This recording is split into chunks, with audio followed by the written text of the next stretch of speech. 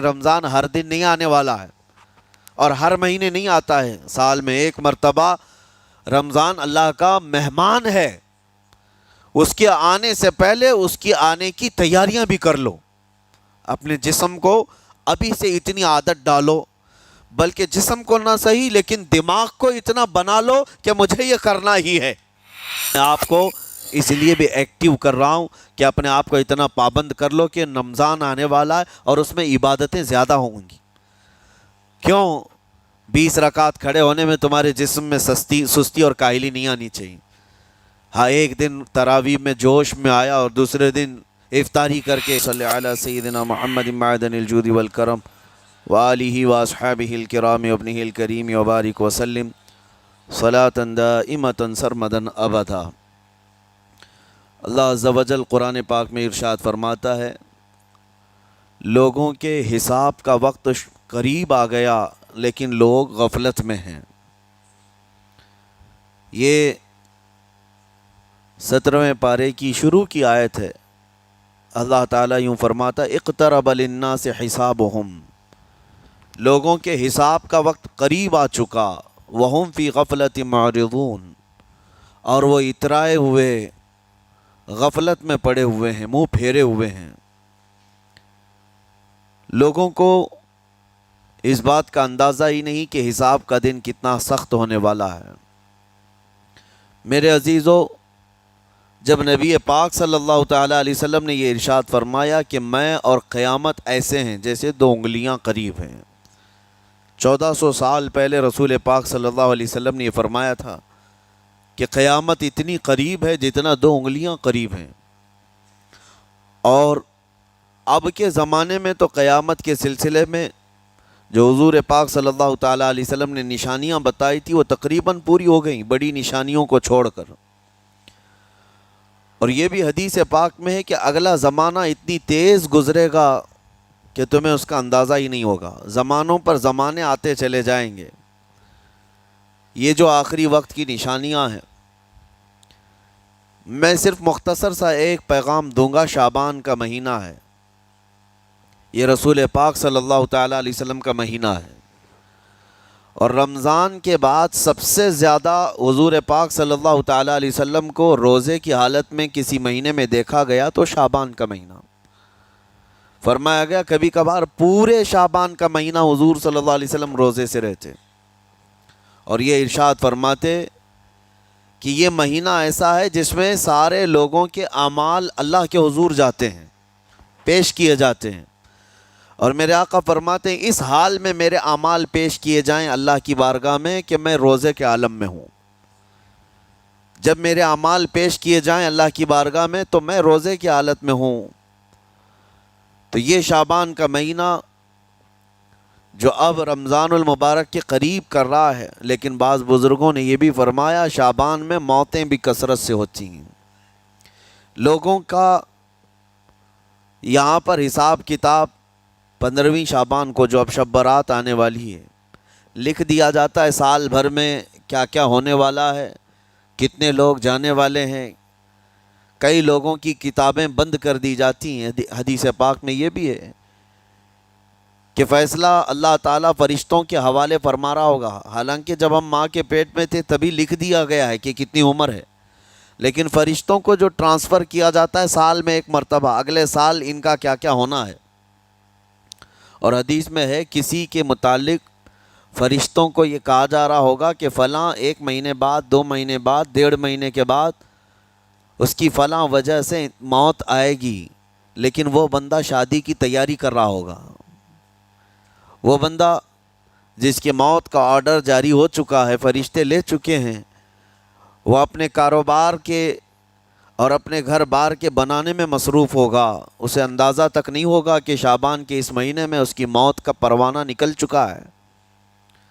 اسی لیے میں عرض کر رہا ہوں قرآن کی آیت اقترب للناس حسابہم وہم فی غفلۃ معرضون، اللہ فرماتا ہے لوگوں کا حساب بہت قریب آ چکا جبکہ وہ غفلت میں پڑے ہوئے ہیں۔ اب جس زمانے میں آپ زندگی گزار رہے ہیں یہ اتنی تیزی سے آپ کے اوپر سے گزر جائے گا کہ آپ کو احساس تک نہ ہوگا۔ بلکہ ایک حدیث کا مفہوم یہ بھی ہے کہ جوان بوڑھے نظر آنے لگیں گے اور بچے جوان نظر آنے لگیں گے۔ وہ دور آئے آج، بچے تو ہمارے جوان ہو ہی چکے ہیں، جو 6 سال کے بچے ہیں، 5 سال کے بچے ہیں، جن کو حقیقت میں بچہ کہا جاتا تھا، اب کے زمانے میں وہ بچے ہی نہیں رہ گئے۔ 8 سال کے بچے وہ بچے ہی نہیں رہ گئے۔ ساری اسکولوں کے حالات ہمارے پاس آئے دن نئی نئی خبریں آتی ہیں۔ تیسری جماعت کا، چوتھی کلاس کا بچہ خطرناک قسم کے نشوں میں مبتلا ہے، جو بڑے بڑے جوان بھی نہیں کیا کرتے تھے۔ تو بچہ کہاں رہا؟ حضور پاک صلی اللہ تعالیٰ علیہ وسلم نے فرمایا تھا بچے جوان لگیں گے اور جوان بوڑھے۔ اور جوانوں کی حالت یہ ہے کہ سارے مزے اپنے بچپن میں اتنے کر لیے کہ جوانی میں طاقت ہی ختم ہو گئی۔ 25 سال کی عمر میں ایسے لگتے ہیں جیسے کہ بوڑھاپا آ گیا، کمزوریاں آ گئیں۔ 30 سال پہلے کے دور میں 40 سال کو بھی جوانی کہا جاتا تھا، اب کے دور میں 40 سال تو بڑھاپا ہو گیا۔ 30 سال کی عمر کے بعد آج کے نوجوانوں کے جواب دینے لگ جاتے ہیں۔ اس کی وجہ یہ ہے کہ بچپن میں اپنے آپ کو برباد کر لیا، بچپن میں اپنے آپ کو ختم کر لیا۔ تو جو بچپنا تھا اس کو جوانی میں بتا دیا، اور جو جوانی ہے وہ بڑھاپے میں۔ اور جو بوڑھے اصل بوڑھے ہیں، جن کو 60-70 سال کی عمر ملی ہوئی ہے، یہ اللہ تعالیٰ کی طرف سے ان کے لیے نعمت ہے۔ باقی قیامت کے قریب جو حالات ہیں وہ اس طرح کے ہیں۔ اور مزید میں آپ کو یہ بھی بتا دوں کہ زمانہ ترقی کرتے کرتے تمہیں ایسا سست اور کاہل بنا دے گا کہ تم کوئی کام کے لائق بھی نہیں رہ جائیں گے۔ بہت ساری چیزیں ہم سے رخصت ہو رہی ہیں، ہمیں اندازہ بھی نہیں۔ ابھی کل ہی میں ذکر کر رہا تھا، ابھی 10 سال پہلے، 20 سال پہلے جو چیزیں ہمارے آنکھوں کے سامنے موجود تھی وہ اب غائب ہو چکی ہیں۔ خالی وقت اسے ملے تو نشہ بھی یاد آ جائے، خالی وقت اسے ملے تو عورتوں کی طرف میلان بھی بڑھ جاتا ہے، خالی وقت اسے ملے تو اس کو دولت لٹانے اور عیاشی کرنے کی فکر بھی سوار ہونے لگتی ہے۔ اپنے آپ کو کسی چیز میں مصروف کر لے، اور سب سے بہترین مصروفیت کیا ہے؟ اللہ اور اس کے رسول کا ذکر پاک ہے۔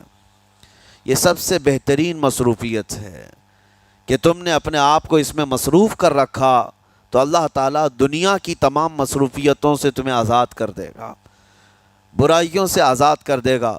قرآن میں رب تعالیٰ فرماتا ہے وَقَالُوا حَسْبُنَا اللَّهُ وَنِعْمَ الْوَكِيلُ، جنہوں نے یہ کہا ہمارا رب ہمارے لیے کافی ہے، ہمارا اللہ ہمارے لیے کافی ہے، اور کیا ہی بہترین مددگار ہے، کیا ہی بہترین وکیل ہے جس نے یہ کہا۔ اللہ فرماتا ہے اس کے فوراً بعد آیت آئی فَانْقَلَبُوا بِنِعْمَةٍ مِّنَ اللَّهِ وَفَضْلٍ لَمْ يَمْسَسْهُمْ سُوءٌ، اللہ ان لوگوں کو اپنی خاص نعمتوں میں لے جائے گا، ایسی جگہ جہاں کوئی برائی انہیں چھو بھی نہ سکے گی۔ جنہوں نے اللہ کی بارگاہ میں یہ کہا حسبنا اللہ ونعم الوکیل، آگے بھی ہے دوسری آیت ہے نعم المولا ونعم النصیر، جس نے یہ کہا اللہ فرماتا ہے ان بندوں کو اللہ اپنی خاص نعمتوں میں لے جائے گا اور فضل میں لے جائے گا، ایسی جگہ لم یمسسہم سوء، جہاں انہیں کوئی برائی چھو بھی نہ سکے گی، کوئی برائی نہ آ سکے گی۔ اسی لیے کثرت سے اپنے آپ کو مصروف رکھو۔ یہ جو محافل ہماری ہو رہی ہیں اللہ کرے کہ ہمیشہ قائم رہیں۔ ہم ہفتے میں 1 مرتبہ ذکر کی مجلس میں آتے ہیں اپنے دل کو اللہ تعالیٰ کی یاد سے معمور کرنے کے لیے۔ ویسے کھانا تو دن میں 3 مرتبہ اور کوئی تو 5 مرتبہ کھاتے ہیں۔ اپنے جسم کا بھرپور خیال رکھا جاتا ہے، ہماری روح کے خیال کے لیے ان مجلسوں میں آنا ضروری ہے۔ یہ مجلسوں کی پابندیاں، اور اگر آپ اس کو ہی یہ سمجھ کر نہ چلیں کہ ہم نے ایک بار ہفتے میں ذکر کر لیا تو اب کافی ہے۔ ہماری گاڑی بھی جو ہے پیٹرول بار بار مانگتی ہے، اس کو جس طرح سے چلاتے ہیں اس طرح سے اس کی خواہش بھی ہے۔ روزانہ گاڑی کو اگر کہیں کھڑی کر رکھیں تو زیادہ پیٹرول نہیں لگے گا، لیکن چلتی رہے تو بار بار پیٹرول کی ضرورت ہے۔ ہم میں سے ابھی کوئی ایسا نہیں ہے جو بستر پر پڑا ہوا ہے، ہر کوئی چل رہا ہے، پھر رہا ہے، دنیا میں مصروف ہے۔ تم اپنے کھانے پانے بھی کر رہے ہو، لوگوں سے ملاقات بھی کر رہے ہو، اس کا مطلب ہے تمہاری گاڑی چل رہی ہے اور اس کو پیٹرول بار بار چاہیے، اور یہی جو ایندھن ہے، یہ پیٹرول ہے، اس کا کام یہ اللہ تعالیٰ کا ذکر کرتا ہے، تمہارے جسم کو بیلنس رکھنے کے لیے، تمہاری فکروں کو بیلنس رکھنے کے لیے، تمہارے دماغ کو صحیح سلامت ایک نہج پر رکھنے کے لیے یہ ذکر کی محافل قوت دیتی ہیں۔ اگر اس ہفتے میں آپ نے ذکر کیا نہیں ہوا تو آپ اپنے ہی گھر پر سونے سے قبل بستر پر بیٹھ کر کیوں اللہ کا ذکر نہیں کر لیتے؟ 5 منٹ 10 منٹ اس مولا کو پکار کر کے سونے میں کیا حرج ہے؟ لوگ موبائل دیکھتے، گانے سنتے، فلمیں دیکھتے ہوئے سو جاتے ہیں، لیکن اللہ رب العزت کو یاد کر کے سونے والا، میرے عزیزو، قرآن میں مولا فرماتا ہے فَاذْكُرُونِي أَذْكُرْكُمْ، اس کا وعدہ ہے تم مجھے یاد کرو میں تمہیں یاد کروں گا۔ اور اس کی تفسیر میں اللہ تعالیٰ کے اس قول میں، اس فرمان کی تفسیر میں بزرگوں نے فرمایا اللہ کیسے یاد کرتا ہے بندے کو؟ اللہ بندے کو کیسے یاد کرتا ہے؟ جب تم اس کی یاد میں مصروف رہے، اپنے آپ کو بزی کر رکھا، اللہ تمہیں کیسی جگہ یاد کرتا ہے؟ فرماتے ہیں مفسرین کہ بندہ تو لوگوں میں اللہ کو یاد کیا، اور اللہ بندے کو فرشتوں میں یاد کرتا ہے۔ فرشتوں کے درمیان تمہارا ذکر ہونے لگتا ہے کہ فلاں کا بیٹا فلاں آج میرا ذکر کر رہا تھا۔ آج محفل ذکر سے جتنے نکلیں گے، اللہ کریم ہمارا ذکر فرشتوں میں ضرور فرمائے گا، فرشتوں میں ضرور ذکر ہوگا کہ فلاں بندہ آج ذکر میں مشغول تھا۔ اور پھر یہ بھی فرمایا بزرگوں نے، مفسرین نے، کہ اللہ تعالیٰ وہاں یاد کرتا ہے جہاں فرشتے ہوں، فرشتوں کی محفل میں تمہارا ذکر۔ اور اس کے علاوہ یہ بھی فرمایا گیا کہ تم دنیا میں زندگی میں اسے یاد کرتے تھے، اور وہ تمہیں مرنے کے بعد قبر میں یاد کرے گا۔ جب دنیا تمہیں چھوڑ دیتی ہے تب اللہ تعالیٰ تمہیں یاد فرماتا ہے۔ فَاذْكُرُونِي أَذْكُرْكُمْ کا مطلب یہ ہے وہ تمہیں یاد فرمائے گا، لیکن اس کے لیے کثرت سے تم اللہ کو یاد کرو، اللہ کو یاد کرو۔ تو بہرحال میرے عزیزو، قیامت کی نشانیاں جو ہم نے آج مختصر آپ کے سامنے رکھی، وہ بہت تیزی سے تمہارے سروں پر آ رہی ہیں، اور تمہارے ہاتھوں سے بہت سارے کام اب چھن جائیں گے۔ ابھی آپ ترقیات میں خوشی سے بات کرتے ہوئے بیٹھتے ہیں نا، ڈسکس کرتے رہتے ہیں کہ سنا ہے ایسی کار آ رہی ہے کہ وہ اب بغیر ڈرائیور کے چلے گی، روبوٹ سے چلے گی۔ اس کو تو ہم خوشیوں میں ڈسکس کرتے ہیں کہ اچھا ایسا ہونے والا ہے۔ پہلے ایسا تھا کہ موبائل آپ بٹن کے دباتے تھے، کسی نے اگر خبر کر دیا کہ نہیں بعد میں صرف ٹچ کرنے سے آتا ہے تو آپ کہتے اچھا ایسا بھی آنے والا ہے۔ لیکن آپ کوئی کہے تو آپ کو کوئی تعجب نہیں، ٹچ اسکرین، کوئی تعجب کی بات نہیں، بنا ڈرائیور کے گاڑیاں آ جائیں گی۔ اس طرح ہوتے ہوتے نظام زندگی اس قدر بدل جائے گا، اس قدر بدل جائے گا۔ آج میری یہ بات نوٹ کر کے رکھ لیں، زندگی باقی رہی تو 10 سال بعد انشاءاللہ ہم ملاقات کریں گے، اگر اللہ نے زندگی باقی رکھی، اور اس کے بعد پھر ہماری یہ باتیں میچ کر کے دیکھیں کہ کیا کیا ہوا ہے اور کیا کیا دنیا بدل چکی۔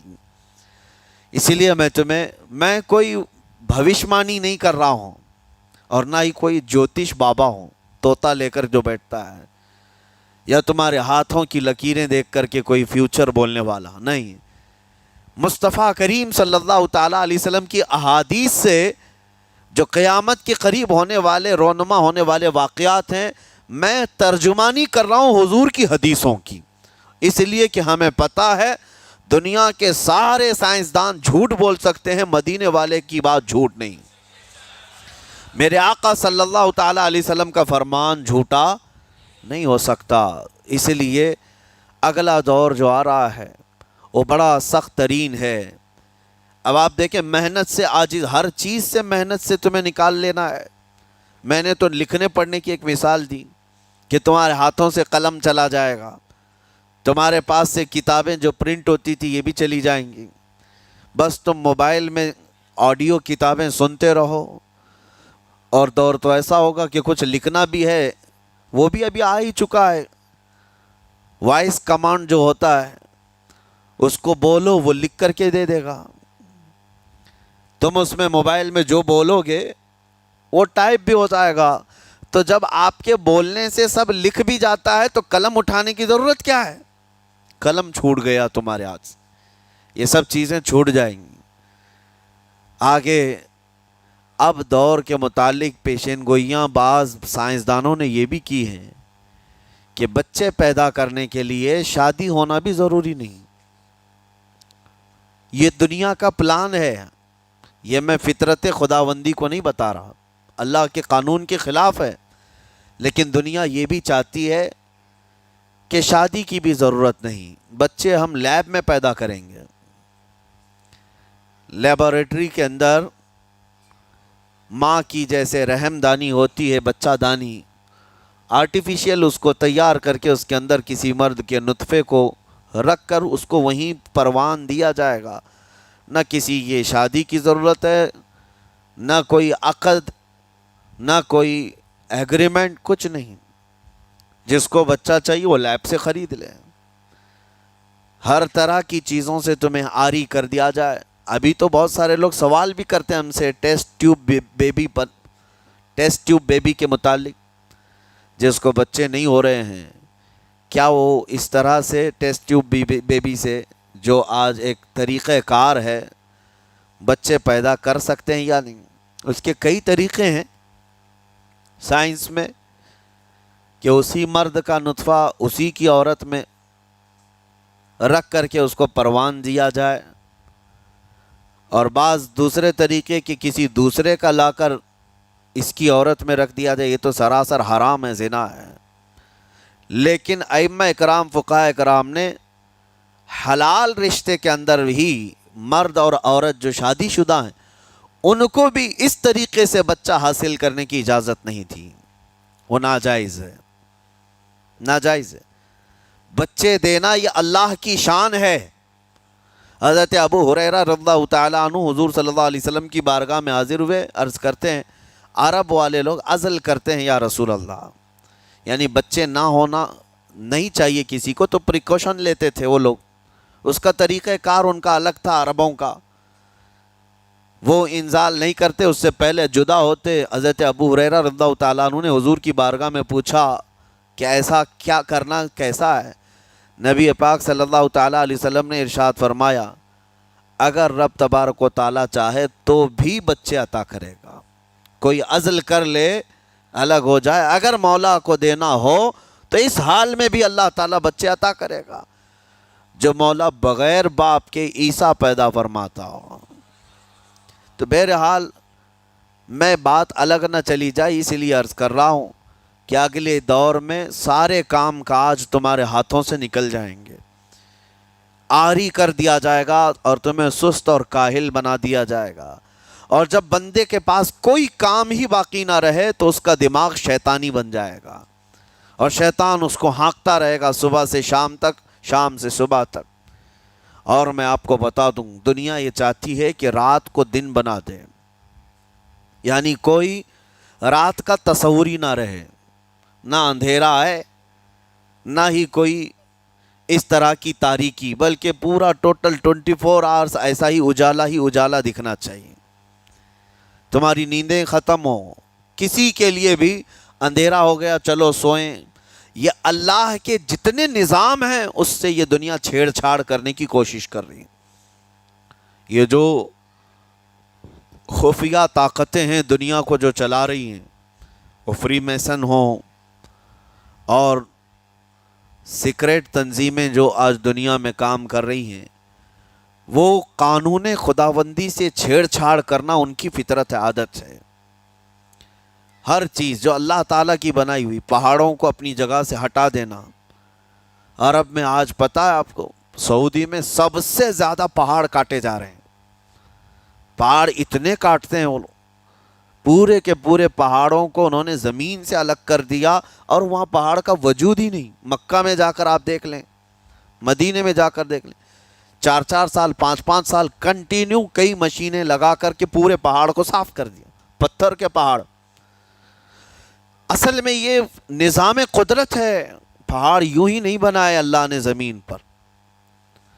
والجبال اوتادا، یہ میخ بنا کر کے اس میں گاڑ دیے گئے تاکہ زمین ہلنے نہ پائے، زمین پانی پر ہے، اور جب پہاڑوں سے چھیڑ چھاڑ کیا جائے گا زمینوں میں زلزلے آئیں گے، ادھر سے ادھر زمین ہل جائے گی۔ اور تو اور انہوں نے اپنی ٹیکنالوجی کو بڑھاتے بڑھاتے قانون خداوندی میں چھیڑ چھاڑ کے لیے کیا نہیں کیا، انہوں نے جعلی اور آرٹیفیشل ارتھ کویک لانے کی کوششیں کی، مصنوعی زلزلے، مصنوعی بارش ہوتی نہیں، لیکن پورے کلاؤڈ کو جمع کر کے، بادلوں کو جمع کر کے ایک جگہ، اور پھر اس کو کیمیکل کے ذریعے سے پانی برسا دیا جائے۔ لوگوں کو لگتا ہے کہ ابر چھا گیا اور پانی آنے لگ گیا، یعنی بارش بھی مصنوعی برسائی جائے، ہوائیں بھی مصنوعی چلائی جائیں، پہاڑ بھی کاٹ دیے جائیں، جعلی زلزلے لائے جائیں۔ سونامی کو بھی لانے کی ترکیبیں ان لوگوں نے سوچی کہ زیر زمین جو لاوا ہوتا ہے اس کے اندر دھماکہ کر دیا جائے تاکہ پانی کی موجیں بے قابو ہو کر بہت زیادہ لہریں اٹھ جائیں اور دنیا میں تباہی مچائیں۔ بیماریاں اللہ کی طرف سے آتی ہیں، لیکن بیماریاں یہ لیب میں بنانے کی کوشش کرتے ہیں کہ وائرس بنائے جائے اور لوگوں کے درمیان چھوڑ دیے جائیں، جس کو آج دنیا کی بڑی طاقتیں بایو ویپن کا کہتی ہیں، یعنی ہتھیار صرف گولہ بارود بندوق اور میزائل ہی نہیں ہیں، ہتھیار یہ وائرس بھی ہیں، کیمیکل بھی ہے، دوائیوں کی شکل میں۔ یہ برسوں سے یہ تنظیمیں اس بات پر کام کر رہی ہیں، حتیٰ کہ یہ نظام قدرت کو، نظام خداوندی کو پورے اکثر بدلنے کے لیے انہوں نے مردوں کو عورت بنانا، عورتوں کو مرد بنانے کی بھی مہم چھیڑ رکھی ہے۔ ٹرانسجینڈر، ان سب کو خاص قانونی حق دیا جائے گا، اور مرضی سے آدمی اپنے جینڈر کو، اپنی جنس کو چینج کروا لے۔ یہ قانون خداوندی میں چھیڑ چھاڑ ہے نہیں، اور انسان کو جس کام کے لیے پیدا کیا گیا تھا اس کام سے اس کو عاری کر دیا جائے، کاہل بنا دیا جائے۔ اسی لیے دیکھیں، وہ رحمان مولا چاہے تو تمہیں گھر میں بٹھا کر خوب رزق دے، وہ غفار ہے جو چونٹیوں کو اپنے سوراخ میں رزق دیتا ہے، مچھلیوں کو پانی کے اندر رزق دیتا ہے، وہ اشرف المخلوقات کو کیوں نہیں کھلائے گا؟ لیکن اس کا حکم یہ ہے، قُضِ اِذَا قُضِيَتِ الصَّلَاةُ فَانْتَشِرُوا فِي الْأَرْضِ، جب نماز پڑھ لو تو زمین میں پھیل جاؤ اور اللہ کا رزق ڈھونڈو۔ یہ نہیں کہ گھر میں بیٹھ کر کے تم پکارتے رہو رزق آ جا، رزق آ جا، رزق آ جا، یہ نہیں ہے۔ تمہیں کیوں؟ تم کاہل اور سست نہ بنو، تمہیں فرمائے گا ہاتھ پیر چلاؤ۔ نبی پاک صلی اللہ تعالیٰ علیہ وسلم نے ارشاد فرمایا، دنیا کا سب سے بہترین رزق وہ ہے جو اپنے ہاتھوں کی کمائی، محنت سے۔ اور حضور فرماتے ہیں اللہ کے نبی داؤد علیہ السلام لوہے کا کام کرتے اور خود اپنے ہاتھوں سے لوہے کو تپا کر کے نقش بناتے، اور لوہے کی زرہ جو جنگوں میں پہنی جاتی یہ بنا کر کے بیچتے تھے، اور اس کی آمدنی سے حضرت داؤد علیہ السلام اپنا گھر چلاتے تھے۔ حضرت ادریس علیہ السلام کپڑے سلتے تھے، درزی کا کام کرتے اور اپنا گھر چلاتے۔ حضرت ابراہیم علیہ السلام گھر بنانے کا کام کرتے رہے۔ اسی لیے نبی پاک صلی اللہ تعالیٰ علیہ وسلم نے فرمایا اللہ کے سارے نبی اپنے ہاتھوں کی کمائی کھایا کرتے تھے، کوئی گھر بیٹھ کر کے نہیں۔ جو لوگوں کو آج یہ شوق ہے کہ بس کسی کو جائیداد میں کچھ پراپرٹی ملی تو کرائے پر چڑھا دو اور کرایہ کھاتے رہو، کیوں محنت کرنا ہے؟ کوئی کام کیوں کرنا ہے؟